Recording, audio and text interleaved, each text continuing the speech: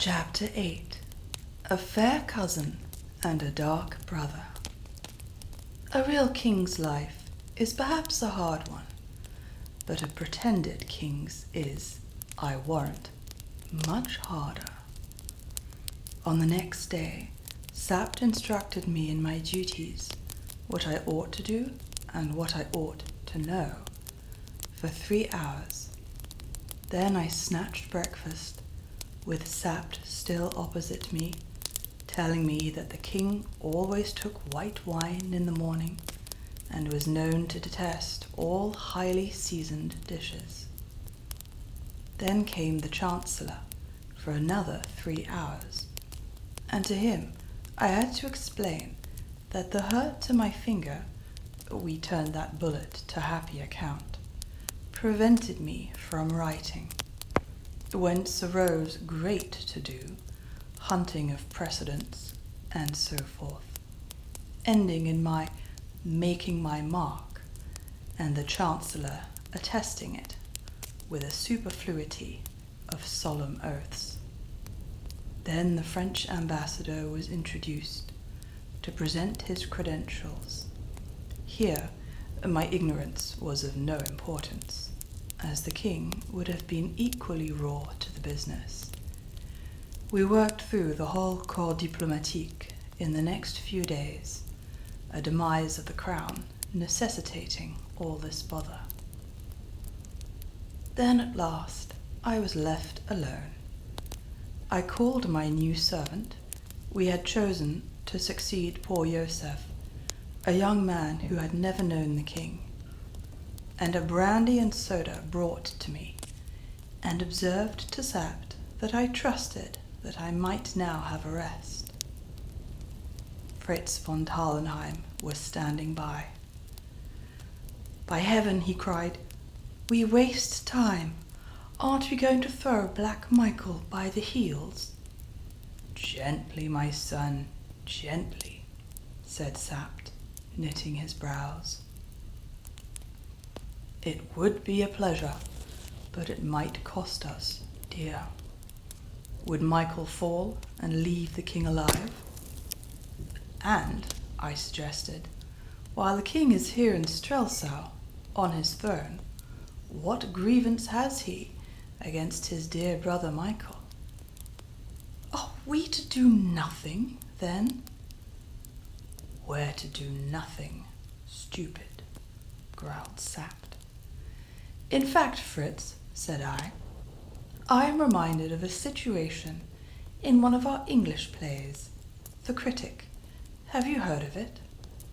Or, if you like, of 2 men, each covering the other with a revolver. For I can't expose Michael without exposing myself." "And the king," put in Sapt. "And hang me if Michael won't expose himself if he tries to expose me." "It's very pretty," said old Sapt. "If I am found out," I pursued, "I will make a clean breast of it and fight it out with the Duke. But at present I'm waiting for a move from him." "He'll kill the king," said Fritz. "Not he," said Sapt. "Half of the 6 are in Strelsau," said Fritz. "Only half? You're sure?" asked Sapt eagerly. "Yes, only half." "Then the king's alive, for the other 3 are guarding him," cried Sapt. "Yes, you're right," exclaimed Fritz, his face brightening. "If the king were dead and buried, they'd all be here with Michael. You know Michael's back, Colonel." "I know. Curse him." Gentlemen," said I, "who are the 6? "I think you'll make their acquaintance soon," said Sapt. "They are 6 gentlemen whom Michael maintains in his household. They belong to him, body and soul. There are 3 Ruritanians. Then there's a Frenchman, a Belgian, and one of your countrymen." They'd all cut a throat if Michael told them, said Fritz.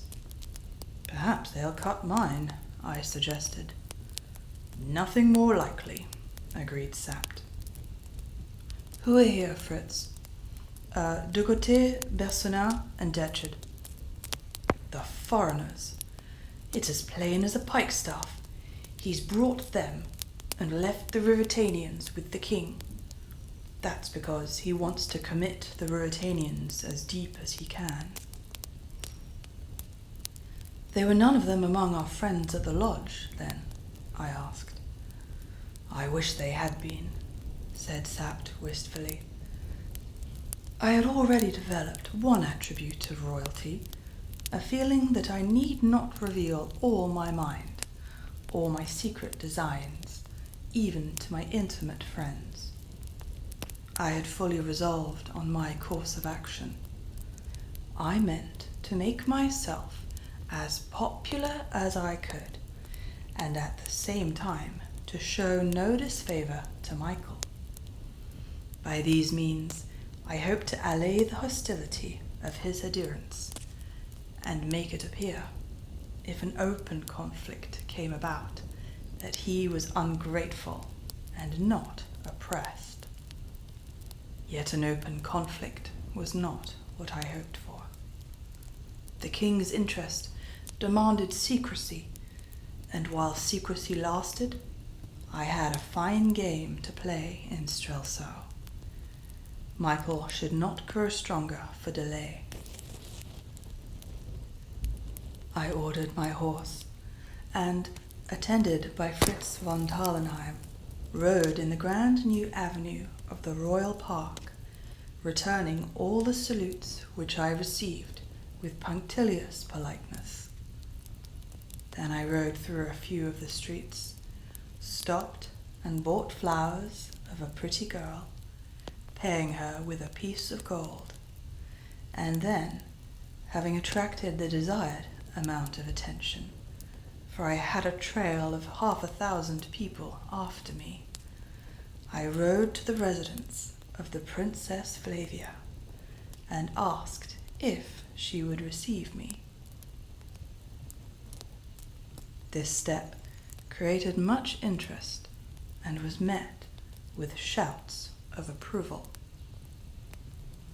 The princess was very popular, and the Chancellor himself had not scrupled to hint to me that the more I pressed my suit, and the more rapidly I brought it to a prosperous conclusion, the stronger should I be in the affection of my subjects.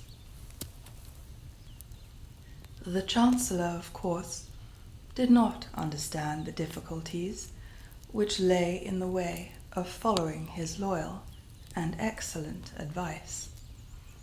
However, I thought I could do no harm by calling, and in this view Fritz supported me with a cordiality that surprised me, until he confessed that he also had his motives for liking a visit to the princess's house, which motive was no other than a great desire to see the princess's lady-in-waiting and bosom friend, the Countess Helga von Strofsen. Etiquette seconded Fritz's hopes. While I was ushered into the princess's room, he remained with the Countess in the antechamber, in spite of the people and servants who were hanging about. I doubt not that they managed a tete-a-tete. But I had no leisure to think of them, for I was playing the most delicate move in all my difficult game. I had to keep the princess devoted to me, and yet indifferent to me. I had to show affection for her, and not feel it. I had to make love for another, and that to a girl who, princess or no princess, was the most beautiful I had ever seen. Well, I braced myself to the task, made no easier by the charming embarrassment with which I was received. How I succeeded in carrying out my program will appear hereafter. "You are gaining golden laurels," she said. "You are like the prince in Shakespeare who was transformed by becoming king. But I'm forgetting you are king, sire. I ask you to speak nothing but what your heart tells you, and to call me nothing but my name." She looked at me for a moment. "Then I'm glad and proud, Rudolph," said she. "Why, as I told you, your very face is changed." I acknowledged the compliment, but I disliked the topic. So I said, "My brother is back, I hear. He made an excursion, didn't he?" "Yes, he is here," she said, frowning a little. "He can't stay long from Strelsau, it seems," I observed, smiling. "Well, we are all glad to see him. The nearer he is, the better." The princess glanced at me with a gleam of amusement in her eyes. "Why, cousin, is it that you can see better what he's doing?" "Perhaps," said I. "And why are you glad?" "I didn't say I was glad," she answered. "Some people say so for you." "There are many insolent people," she said, with delightful haughtiness. "Possibly you mean that I am one." "Your Majesty could not be," she said, curtsying in feigned deference, but adding mischievously after a pause, "Unless, that is—" "Well, unless what?" "Unless you tell me that I mind a snap of my fingers where the Duke of Strelsau is." Really, I wished that I had been the king.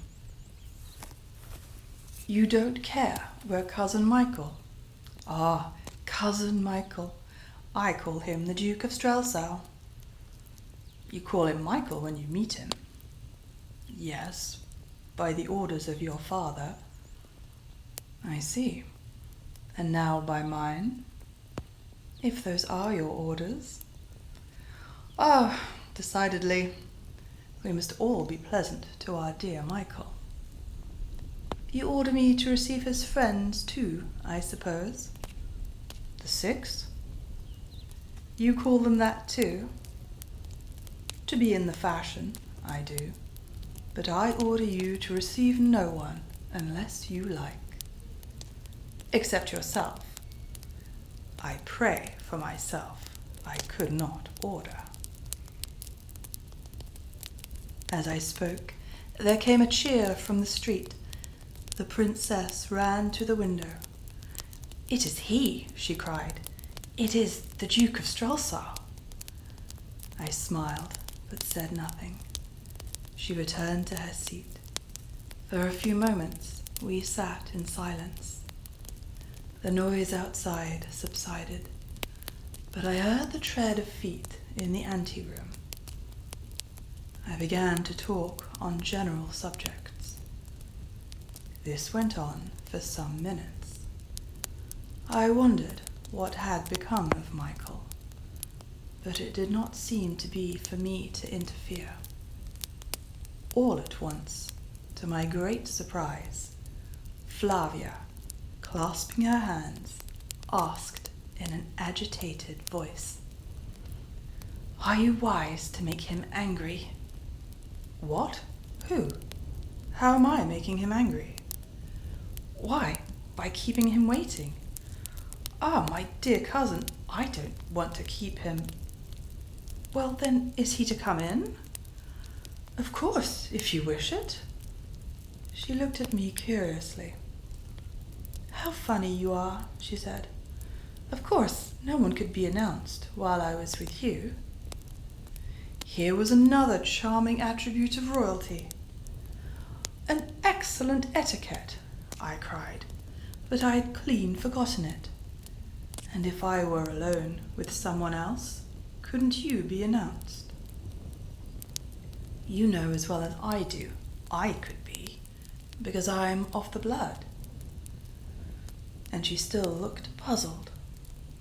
I never could remember all these silly rules, said I, rather feebly, as I inwardly cursed Fritz for not posting me up. But I'll repair my fault. I jumped up, flung open the door, and advanced into the anteroom. Michael was sitting at a table, a heavy frown on his face. Everyone else was standing, save that impudent young dog, Fritz, who was lounging easily in an armchair and flirting with the Countess Helga. He leapt up as I entered, with a deferential alacrity that lent point to his former nonchalance. I had no difficulty in understanding that the Duke might not like young Fritz. I held out my hand. Michael took it, and I embraced him. Then I drew him with me into the inner room. Brother, I said, if I had known you were here, you should not have waited a moment before I asked the princess to permit me to bring you to her. He thanked me, but coldly. The man had many qualities, but he could not hide his feelings. A mere stranger could have seen that he hated me, and hated worse to see me with Princess Flavia. Yet I am persuaded that he tried to conceal both feelings, and further, that he tried to persuade me that he believed I was verily the king.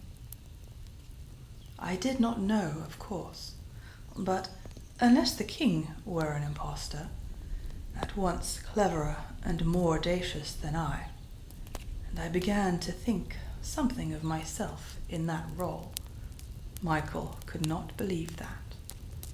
And if he didn't, how he must have loathed paying me deference and hearing my Michael and my Flavia. Your hand is hurt, sire, he observed with concern. Yes, I was playing a game with a mongrel dog. I meant to stir him. And you know, brother, such have uncertain tempers.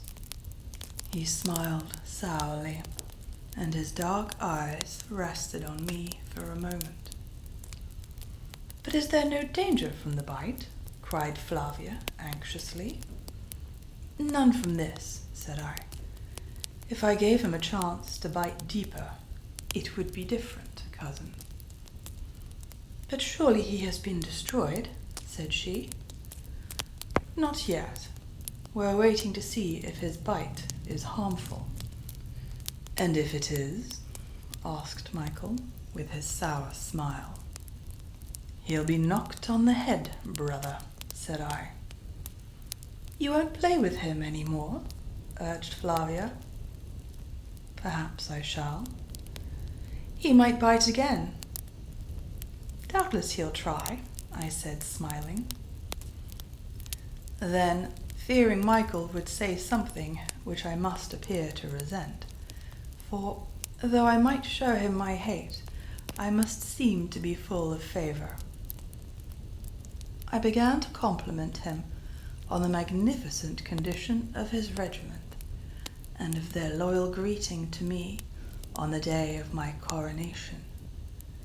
Thence I passed to a rapturous description of the hunting lodge which he had lent me. But he rose suddenly to his feet. His temper was failing him, and with an excuse he said farewell. However, as he reached the door, he stopped, saying, "3 friends of mine are very anxious to have the honor of being presented to you, sire. They are here in the antechamber." I joined him directly, passing my arm through his. The look on his face was honey to me. We entered the antechamber in fraternal fashion. Michael beckoned, and 3 men came forward. "These gentlemen," said Michael, with a stately courtesy, which, to do him justice, he could assume with perfect grace and ease, "are the loyalest and most devoted of your Majesty's servants, and are my very faithful and attached friends." "On the last ground as much as the first," said I am very pleased to see them." They came one by one and kissed my hand. De Gautier, a tall, lean fellow, with hair standing straight up and waxed moustache. Bersonin, the Belgian, a portly man of middle height, with a bald head, though he was not far past 30. And last, the Englishman, Detchard, a narrow-faced fellow, with close-cut fair hair and a bronzed complexion. He was a finely made man, broad in the shoulder and slender in the hips. A good fighter, but a crooked customer I put him down for. I spoke to him in English, with a slight foreign accent, and I swear the fellow smiled, though he hid the smile in an instant. So Mr. Detchard is in the secret, thought I. Having got rid of my dear brother and his friends, I returned to make adieu to my cousin. She was standing at the door. I bade her farewell, taking her hand in mine. "Rudolph," she said, very low, "be careful, won't you?" "Of what?" "You know I can't say, but think what your life is to... well, to Ruritania. Was I right to play the part, or wrong to play the part? I know not. Evil lay both ways, and I dared not tell her the truth." "Only to Ruritania?" I asked softly. A sudden flush spread over her incomparable face. "To your friends, too," she said. "Friends?" "And to your cousin," she whispered, "and loving servant." I could not speak. I kissed her hand and went out, cursing myself. Outside, I found Master Fritz, quite reckless of the footman, playing at cat's cradle with the Countess Helga. "Hang it," said he, "we can't always be plotting. Love claims his share." "I'm inclined to think he does," said I, and Fritz, who had been by my side, dropped respectfully behind.